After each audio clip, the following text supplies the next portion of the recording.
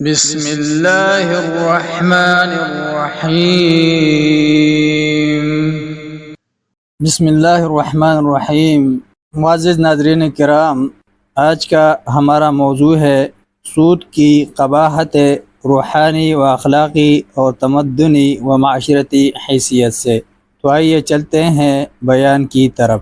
سود کی حرمت و قباحت معلوم کرنے کے لیے یہی کیا کم ہے کہ اللہ تعالیٰ نے قرآن پاک کے متعدد مقامات پر اور نبی اکرم صلی اللہ علیہ وسلم نے کم و بیش 40 احادیث میں سود کی مذمت بیان فرمائی ہے اور اس گناہ کبیرہ کے انجام سے آگاہ فرمایا ہے، جیسا کہ سورہ البقرہ میں ایک جگہ فرمایا یمحق اللہ الربا ویربی الصدقات، اللہ تعالیٰ سود کو گھٹاتا اور صدقات کو نشوونما دیتا ہے۔ اس میں اللہ تعالیٰ نے ایک ایسی صداقت بیان فرمائی ہے جو اخلاقی و روحانی اور معاشری و تمدنی ہر اعتبار سے سراسر حق ہے کہ بظاہر سود سے دولت بڑھتی ہوئی نظر آتی ہے اور صدقات سے گھٹتی ہوئی محسوس ہوتی ہے، مگر معاملہ اس کے برعکس ہے۔ سودی سرمایہ کا بڑھنا ایسا ہی ہے جیسے انسانی جسم یا اس کا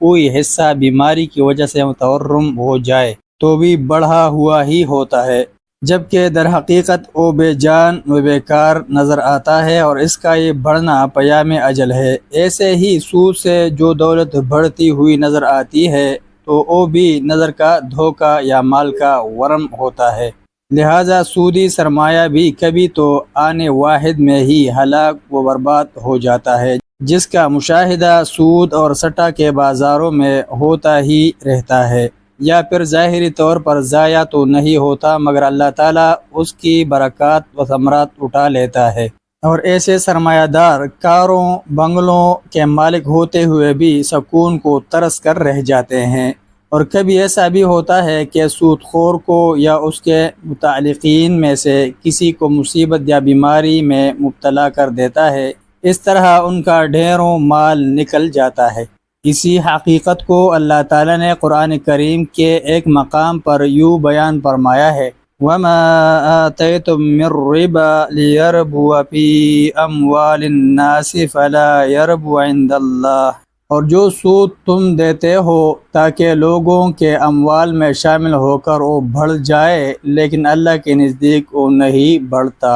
اور اسی بات کی طرف نبی صلی اللہ علیہ وسلم نے بائیں الفاظ اشارہ فرمایا ہے، سود اگرچہ کتنا ہی زیادہ ہو جائے مگر پھر بھی آخر کار وہ کم ہی ہے۔ ایک روایت اسی مفہوم کی اور ہے جس کے الفاظ یہ ہے، کوئی آدمی چاہے کتنا ہی سود سمیٹ لے مگر انجام کار اس کا نتیجہ قلت ہی ہے۔ اور اخلاقی و روحانی اعتبار سے بھی سود کو اہل علم نے اخلاق و روح جیسے اصلی جوہر انسانیت کے لیے سم قاتل قرار دیا ہے کہ یہ انسان کی فیاضی، ہمدردی، خیر اندیشی، امداد باہمی، فراخ دلی و عالی ظرفی جیسی صفات کا گلا گھونٹ کر انہیں فنا کر دیتا ہے، اور روپیہ جمع کرنے کی خواہش سے لے کر سودی کاروبار کے مختلف مرحلوں تک پورا ذہنی عمل انسان میں بخل و خود غرضی، شقاوت و بے رحمی اور تنگ ظرفی و سنگ دلی جیسی صفات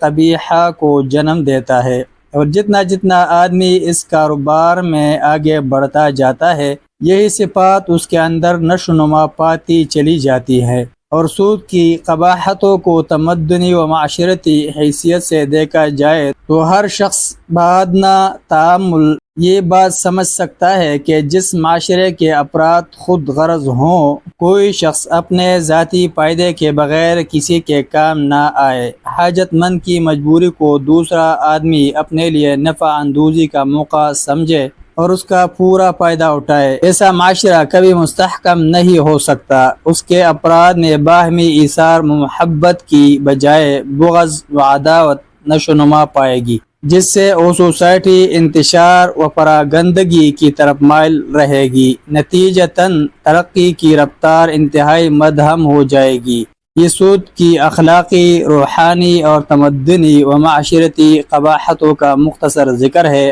اور اب معاشی نقطہ نظر سے بھی سودی نظام کا ذرا جائزہ لیجئے۔ ملاحظہ: سود کی اخلاقی و روحانی، تمدنی و معاشرتی قباحتوں کے سلسلے میں مزید تفصیل کے لیے سید قطب شہید رحمہ اللہ کی تفسیر فی ظلال القرآن جلد اول صفحہ 73-77 طبع سوم دار الشرق میں موصوف نے الگ الگ 8 حقائق کی شکل میں ان قباحتوں کو بڑے خوبصورت انداز میں پیش کیا ہے۔ یاد رہے کہ قرآن کی سود سے متعلقہ تمام آیات اور ان کی تفسیر کو جلال سے الگ عام کتابی سائز میں بھی تفسیر آیات الربا کے نام سے دار الشرق بیروت و قاہرہ نے شائع کر دیا ہے۔ اس رسالے میں یہ حقائق صفحہ 17 تا 70 پر ملاحظہ فرمائے۔ پورا رسالہ بھی قابل مطالعہ ہے۔